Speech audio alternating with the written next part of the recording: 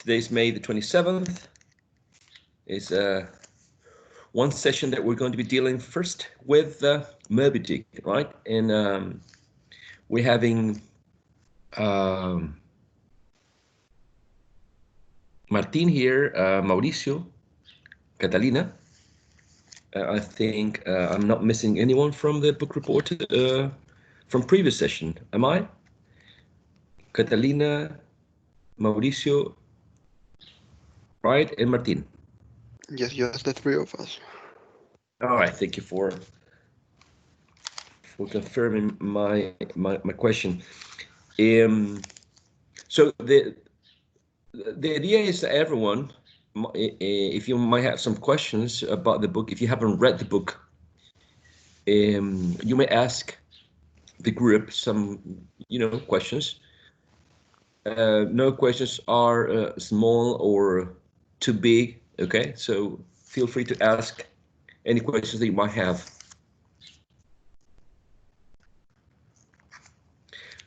I'm going to open. I was going to say I'm going to open the fire. I'm going to open the conversation with a question for Mauricio. Mauricio, there are two very important characters, powerful characters. I don't know which one is the protagonist. But could you compare Ishmael and Ahab, Captain Ahab and Ishmael? Is he the narrator, right?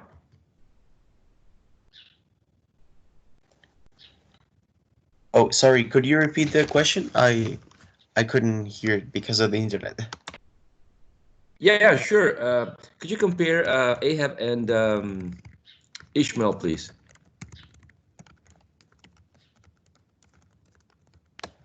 Okay. So, let's see. What can I say? For example, you could tell us who they were, what's their role in the story, some similarities, maybe some differences. Mm-hmm. You compare and contrast them as well. Okay.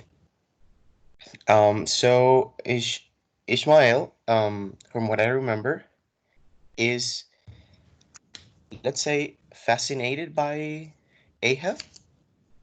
Mm-hmm. And it's also like a little bit intimidated by him. So why do you think he's fascinated and intimidated? Because I don't know, because he's like his abilities maybe, or because he's the captain. So I don't know if Martin can help me with that. Yeah, sure. Good.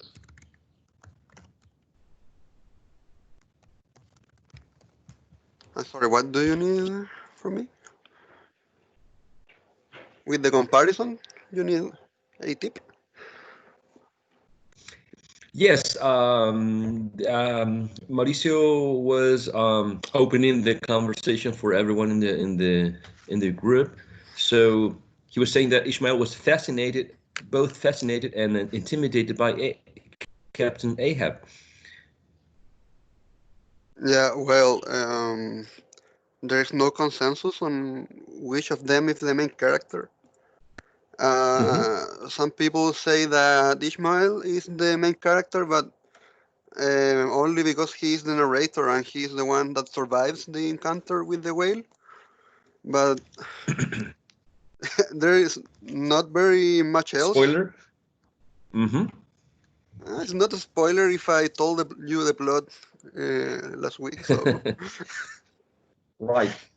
Now, the fact that someone is intimidated or fascinated somewhat tells a bit about you. Sometimes people who are naive or innocent gets fascinated by other powerful characters with stronger personalities. Maybe you can describe Ishmael, his personality, and maybe Ahab's to understand the context. Well, yes, of course.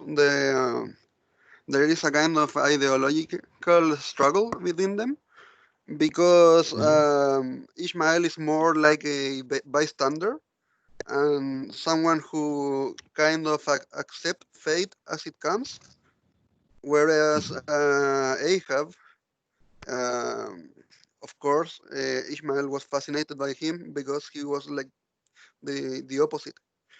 He challenged fate and challenged nature in order to claim his vengeance. So he was like the exact opposite. He was not a bystander in the story. He was the protagonist, in my opinion, because he had a clear objective and was uh, he was or he could pay the price, and he was how to say this. There wasn't any limit to what he would do to claim his vengeance. He didn't care Oh, much for his crew's life or the owners of the ship investment. He didn't care about that. He just wanted to claim his vengeance. just to clarify for everyone in the room, particularly for those who haven't read Moby Dick, which was Ahab's vengeance for everyone to know? Okay. A few years prior to the events of Moby Dick, Ahab was also a whaler, and he had an encounter with Moby Dick, where Moby Dick sank his ship and he bit his left off. So uh, Ahab was very lucky to survive an encounter with Moby Dick, but he was he didn't feel lucky. He felt cursed, and he felt that he had to claim his vengeance. Exactly, exactly. And let's incorporate Catalina into the conversation. Catalina, are you there?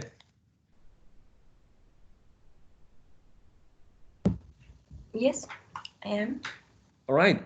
Good morning, Catalina. Morning.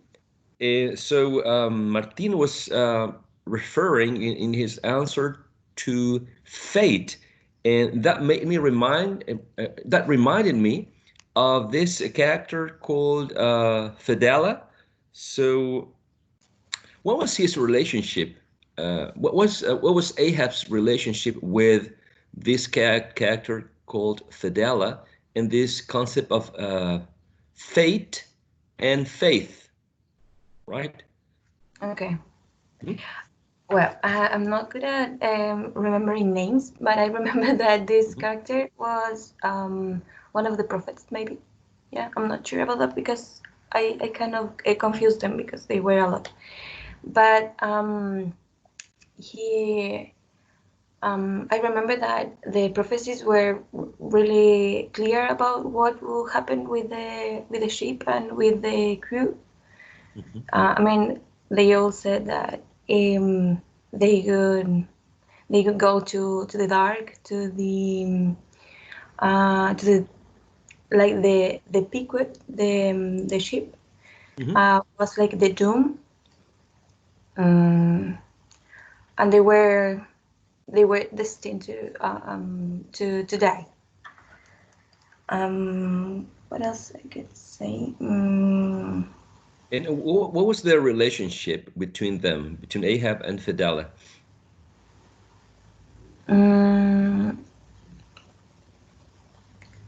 Ahab and Bel.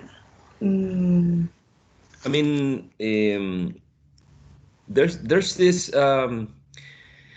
interesting array of opinions that we might have when we're judging um, Captain Ahab, right? We can judge him as a madman searching for revenge, as Martin said, right? Or we can also judge him from a different perspective, considering that if the dice were thrown, if we have to just judge, we just need to consider fate as an important force, and it's like we have to follow whatever path was already drawn for us. and we don't have much to say about that. Maybe we could understand Fidela from a different perspective, and that's what I wanted you to explain. How do you understand this relationship? Well, I was trying to find out something. Fedala was hired to fight against the whale, and I think that he just followed instructions. He wasn't like paying attention to what were the um, the intentions maybe. Yeah. Can I add something to that? Yeah, of course. Well, I remember that, like not very in detail, but that Fidela somehow had a sort of prophecy or vision in which the captain was going to die, Captain Ahab. So he was saying that something like he was not going to die in a, let's say, conventional way, or that he was going to die in very strange circumstances, let's say. And the captain didn't believe that. He actually um, took it like humorously. He wasn't taking that serious. Um, and yeah, and he also said that he was to, that the captain was going to continue to be the guiding the ship, but there was going to be a point where he was going to die. Right. Right. So that also it's leading me to another question for you, an open question.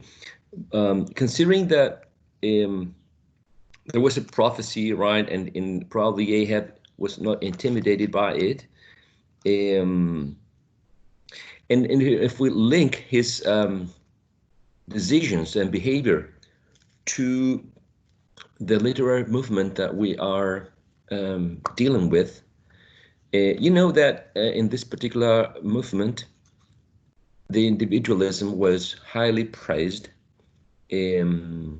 Nature was considered a source of power, right? A source of divinity, and many tenets. There are many important aspects of this literary movement are present, right, in different literary works. Now, particularly in this one, in Moby Dick, I see two tenets from Romanticism present, among others.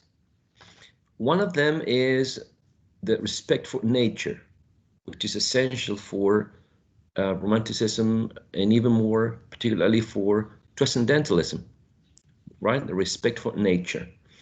And the other one is the concept of individualism, of, follow your heart, follow your subjective truth, whatever you think. If you find a connection with it, it must be right. No one with an objective point of view should tell you what to do. If you feel that it's in your heart, it must be correct, right? So considering these two ideas, how do you see these two ideas are present in the story? And if you see a contradiction here uh, between these two ideas, part of Romanticism, uh, respect for nature and individualism,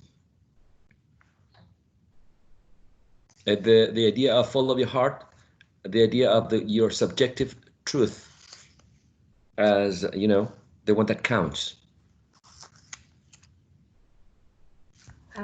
I was thinking that in that movement, or maybe we still do that, they always need an antagonist. So I think that's like the balance that has the plot, the story.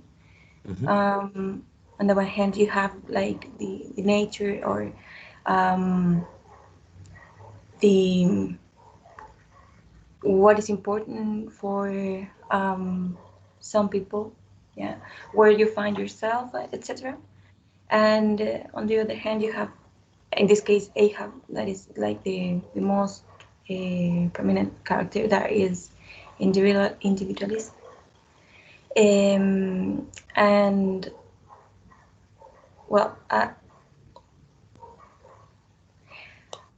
also they are like I mean, if you want to find yourself in nature, maybe you are also being individualist. I don't know. I Mhm. just wanted to go like in that direction. I don't know if I'm actually going in in a correct way. Mauricio, Martin, maybe you can complement Catalina's answer. Well, I think that elements of romanticism can be depicted, for example, in the topic of, let's say, the desire of the captain's desire for vengeance. Is that correct? Mhm. Because he's very resilient, and let's say that even though he's been told about a prophecy that he's going to die, he continues for this quest of the whale. So he's very perseverant and resilient about that. And let's say that there is a at one point in the story where nature and man are confronted, Mhm. when the situation with when the whale wrecks the ship and all the men die.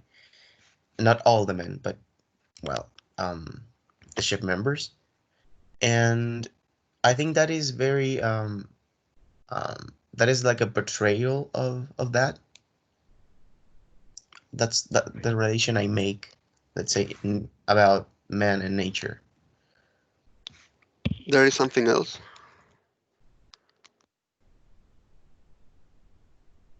Yes, Martin. Mhm. The whole aspect of whaling, of hunting whales, is kind of a contradiction in this regard, because the conflict is between man and nature, man versus nature, as you can see in the picture I uploaded in this chart. And the other aspect that I wanted to mention is that there is a sermon in the beginning of the novel, Mhm. carried out by a character called Father Maple. I don't remember exactly the words, so I apologize if I butcher the message. But Mm. he said that basically that you have to do everything within your reach to follow the truth. And if I remember correctly, Ishmael was like in conflict with this statement. He was not. He didn't agree with what Father Maple said. So there you have both points of view, like in contrast. Right, and that's an interesting. Is that foreshadowing? Do you think that the sermon somehow is telling you in advance what is going to happen, or what is going to be the result of some of the characters' decisions? There are plenty of signals across the or throughout the whole novel that foreshadow what will happen. Mm-hmm. I mean, in every chapter you can find at least something that will foreshadow that this will end in tragedy. The sermon is only one of them. There you have Elijah, then you have like the lightning striking on the mast of the Pequod. Then you have plenty of signals.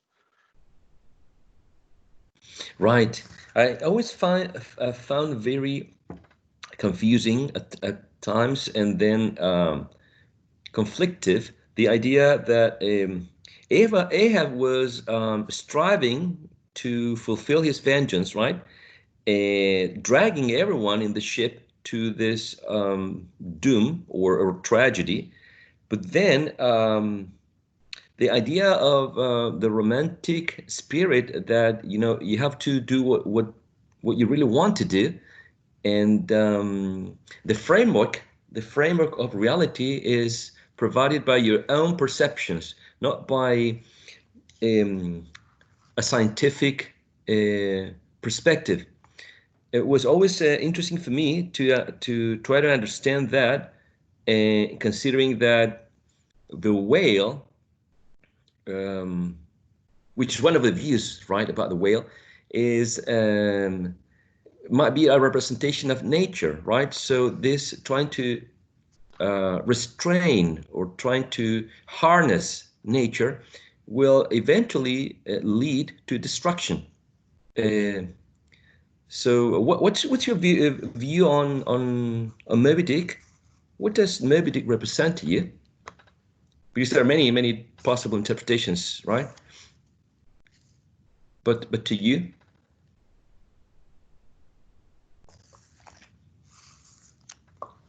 To whom is this question directed? It's an open question, Martin, for anyone in the room, actually.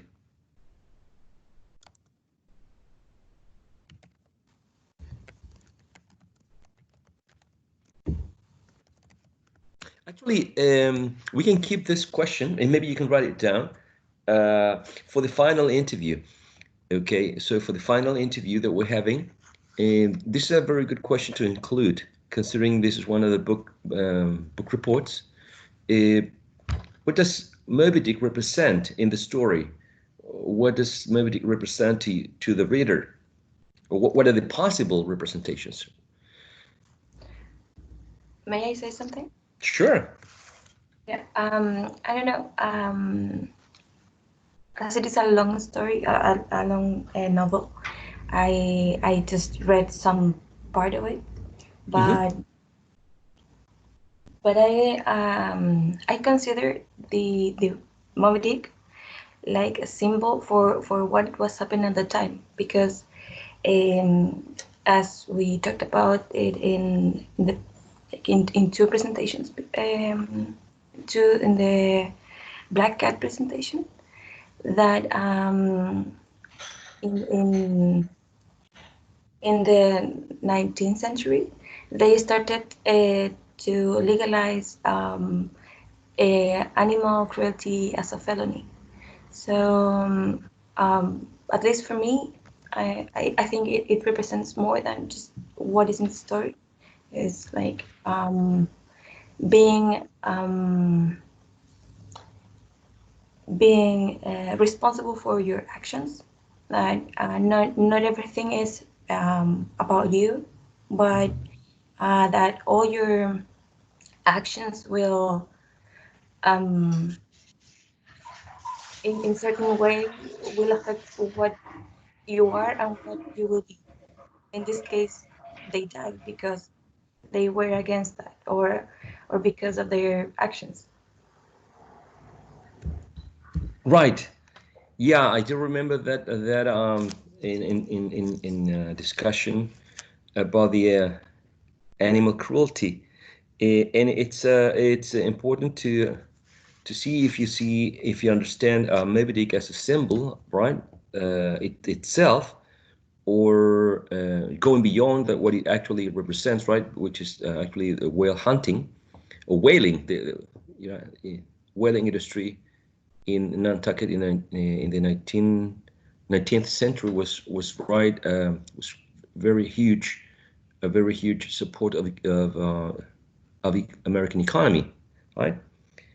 Anyone else would like to provide an interpretation of Moby Dick? I have something to say. Sure. I think that, well, first of all, I personally don't think that this book was like extremely impactful or that I'm fascinated by it. But what I really liked was that all the plot story is based on, or has a very strong connection to the author's experience in life. So I think that by reading or by watching a movie, you can really understand Herman Melville's life and what he went through. And what also fascinates me is or that readers can catch, is that the historical, or let's say the elements that are based on real life situations. For example, the Essex whale, which was let's say the ship that this story is based on. Mm-hmm. Because it's a very similar story in which many crew members died. So, and also the Mocha Dick, which was a whale, a real whale. So yeah, I think the story represents many real life facts and interesting facts. Exactly. And that's interesting about this story, that even though it might be labeled or classified as a romantic work, it actually could contain some realistic elements, as the one you mentioned, right? Realistic in terms of taken from life itself, and also naturalistic elements, considering that from a naturalist point of view, and we will see this later after we finish with romanticism, deals with this powerful and unstoppable force of nature, which does not care about humankind, does not care about the fate of humankind. Okay, and which is actually what might be perceived in this book as well. That actually Moby Dick has nothing, does not hold a grudge against Ahab. It's just being an animal, right? Just being a natural being who's being harassed by a ship or a crew or one single captain, and is acting, defending itself. Not only Um, by Ahab, there are at least 4 more ships that had encounters with this whale, and all of them ended in tragedy to some extent. right, right. It became like a holy grail for some of the whaling ships, right? So exactly. Um, I'm sorry. I felt like I had a monopoly of the conversation with you. I said at the beginning that I wanted everyone to join the conversation, because if you have not read the book, you might have some interesting questions. I don't know, a simple question like, who was the narrator, or what's the climax of the story, or I don't know. So please, Belen, Alejandro, Carla, Rocio, Natalia, feel free. Carlos, feel free to ask any questions. All right. Um,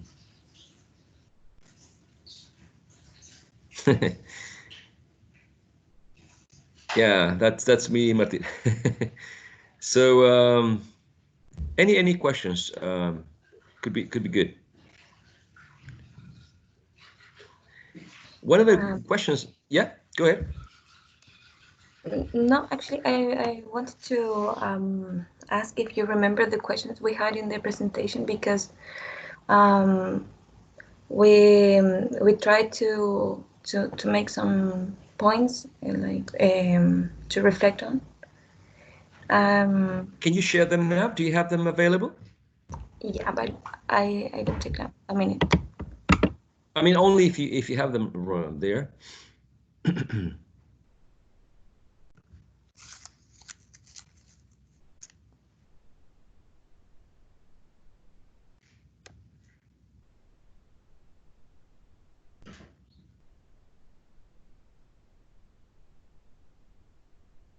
Or maybe you can type them in the chat if you cannot find them. Oh, I mean, find the presentation.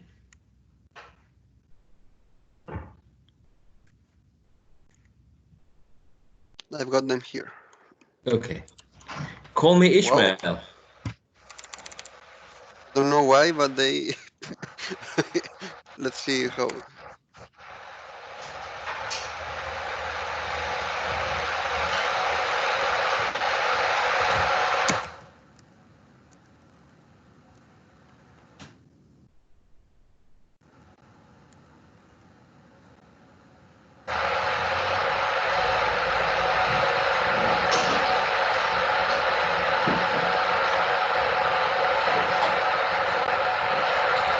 There's a very interesting perspective as well on the names that we can see in this later work. The names are not given randomly. Yes. All the names have a meaning, right? Ishmael has a meaning. Pequod has a meaning. I remember some of them, but for instance, Ishmael is the outcast on the Bible. So there is a kind of interpretation that every character has their parallel role. And whatever they do on the Bible, their counterparts, they do something very similar in Moby Dick. I cannot remember many of them because I'm not a Christian, but I remember that, for example, Elijah is someone who has contact with God, and he is the one the first one to prophesy that they will die if they go on this voyage. Right, exactly. It's fascinating as well, the list of names that you can find very meaningful, right? Very, very meaningful. Okay, we have the questions here. I put the questions that we had in the chat. Wonderful.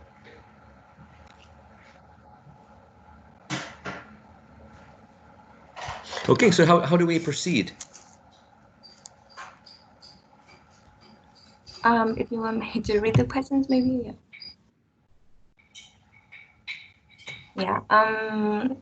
I don't know if you remember like the reception that the audience had on Moby Dick when it was published. Well, I don't know if Mauro wants to say something. Yes. Answering this question.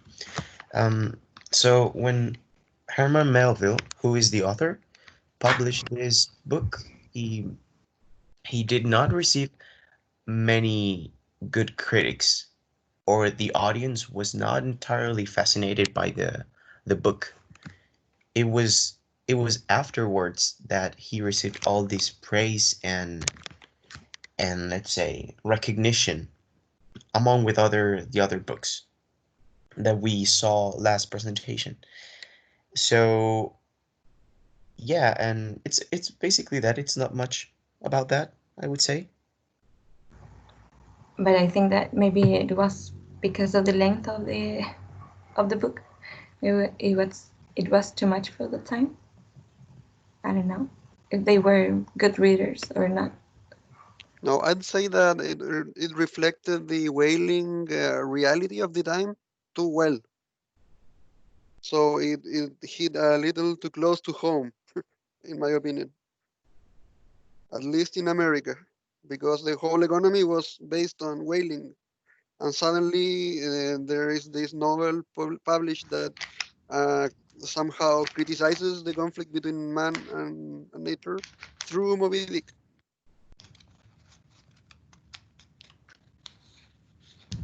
Yeah, I don't know if someone else said it before, but they when they started the whaling, they were going to take the oil of the whales. I don't know how did they I forgot the word, but it's they took oil, yeah. Yes. And that was the mission that the ship had, the Piquet. But then the captain turned it into a revenge. So anyway, they were going against the whale, but for different reasons. I mean, they they would kill it anyway. And there was one of the characters was very he was aware that the whale was just a whale, and that it followed its instincts instead of what the rest of the people could do. I mean, we can think before do.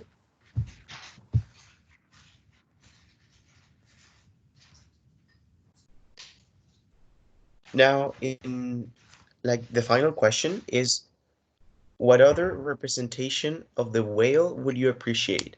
And this has relation with what the professor was saying before, like what can the whale represent?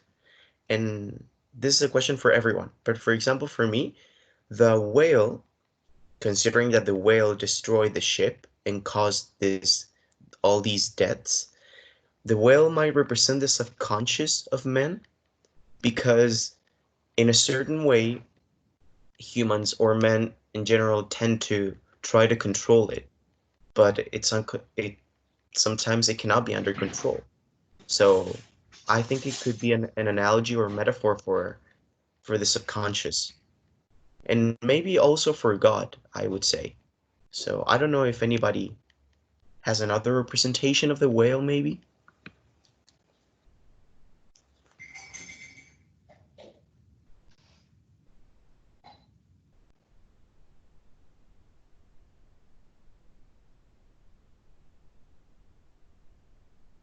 There's a lot of reflection in the room. I like that. I, and I really need a net blocker, as Martin was saying.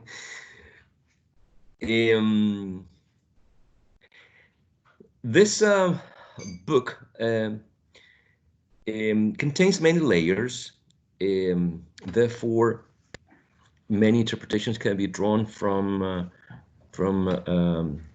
reading the story itself, either focusing on symbolism or the way characters develop or grow, right? Particularly in Ishmael's growth in the story from a young man who likes adventure and who embarks on this ship as part of the crew without actually having any idea about the consequences of his decision. Many interesting aspects there are in this book. Hopefully, if you can read it, if you haven't, try it because of the different layers. Just like Shrek said, you know, many layers in the onion. You can focus on, as I said, in the characters, like for example, the indigenous ones, right? Queequeg was the cannibal one, right? Yes, he was Ishmael's friend. So you could see that he was his friend. He wanted to travel around the world, go back to his own people, and tell about how life was out there. And then he realized that there was so much misery out there, and also joy. So it was this mixture of emotions that you could find out of his own territory. That was interesting. The fact that it was his own coffin, the coffin that he planned for him, right? The one that saved. Was that right? The one that saved Ishmael. So that's interesting. Why did the author choose the main character or one of the main characters to be saved by a coffin? what's the representation of a coffin for us, and why a coffin, not a barrel or anything else in the ship that could float? I remember I read somewhere that the story starts with a coffin and ends with a coffin.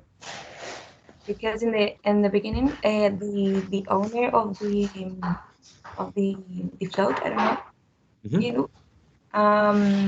he was called Coffin, and the end of the story is that the coffin saves Ishmael. And another fact that it's probably not relevant, but I like it, that is that the coffin had I can know a little chip in the a boat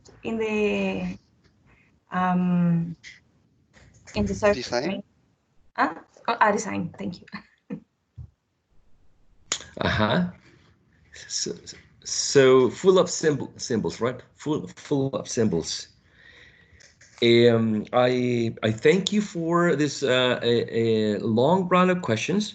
I think the book deserves a thorough analysis because of the many implications that it has.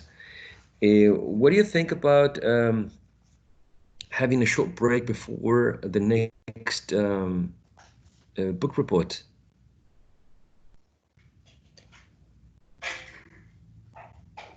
Is that all right? Is there another book report today? Because I understand that we have another one today. Yes. My group is prepared.